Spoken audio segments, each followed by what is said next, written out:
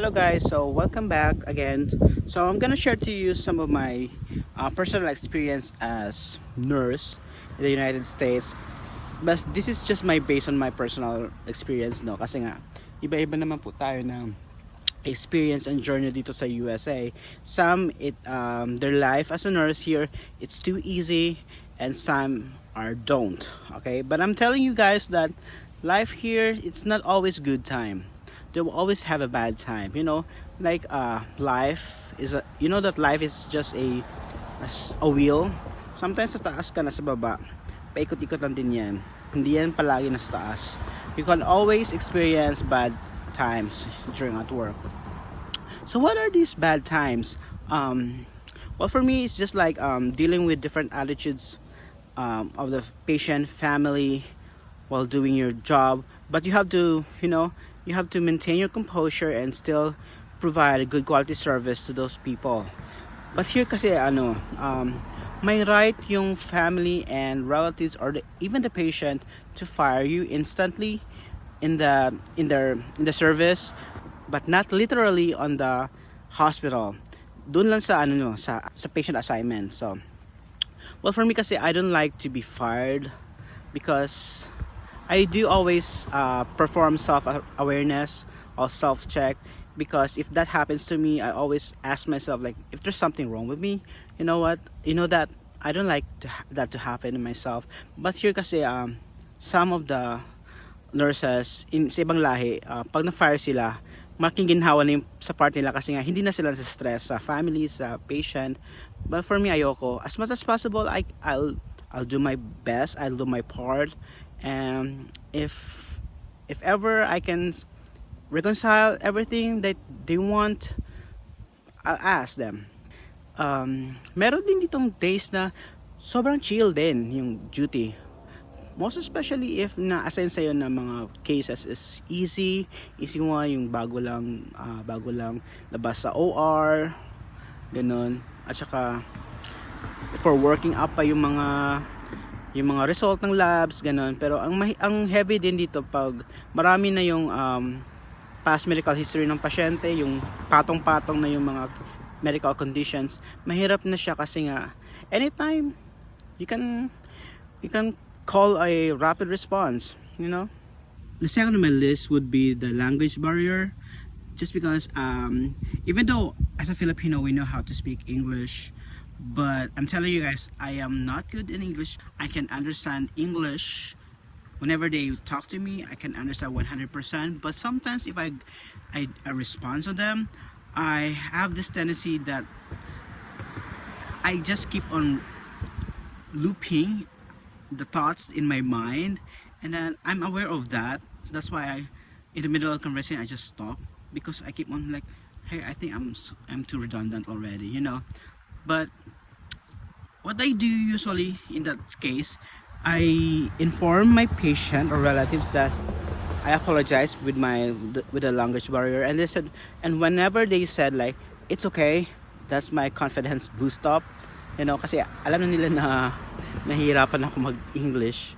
So I'll try my best to use simple English and basic English. And isa pa pala guys, I have a problem also, but I think it is not just for me. I think it's as a general that we Filipino mistakenly use the wrong pronouns in a sentence. Even though we're referring for a female, we use he, and vice versa, like she to a male person. Whenever I do that, I always check the face of the people that I'm conversing with, because they get confused. So as a strategy, I just use the word the, like the patient, just to make yourself or your sentence safe as much as possible. I think that is very common problem as a Filipino, because we don't have a specific pronoun in Tagalog. We use the word siya when referring to a person. So the third one would be coworkers. There are times na masasaya and ka-vibe mo yung mga ka-workmate mo, no? Pero there are also times na hindi mo sila vibes, just because you cannot please anyone naman, di ba? Ang focus mo lang is just on the patient. They can say whatever they want, or treat you badly, but as long as you're focused ka sa patient mo, that will be your goal. You know, don't make things more complicated with them, and just focus on your work. And as a summary, therefore, I conclude whenever you go here in the US to do your job here as a USRN, your focus, just focus on your patient. Provide good quality services, be an advocate for the patient. You know, don't let anyone affect you, most especially if in the environment is already having these negative vibes. Stay positive, optimistic also, you know, that everything will be fine. And if ever if ever something happens, always ask the reason, anong nangyari, and what could have I done to make it right, so that in the later on or in the near future that you might experience those situation, you know what to do already. And don't ever or don't hesitate to ask your charge nurse, because they're always there to help you. I'm saluting all the charge nurses who maintaining their composure even though everything is chaotic already. They will still like maintaining being optimistic and still able to talk with. But for me, kasi if you're a charge nurse, you respond, you deal with the situation. Don't get mad to the person who commit mistake or did something wrong, but instead you help them to realize or learn that what should have done correctly, in order to, you know, not committing the same mistake in the future. I admire those charge nurses. So for now, yun lang yung ma-share ko sa inyo guys, what it feels to be a USRN here.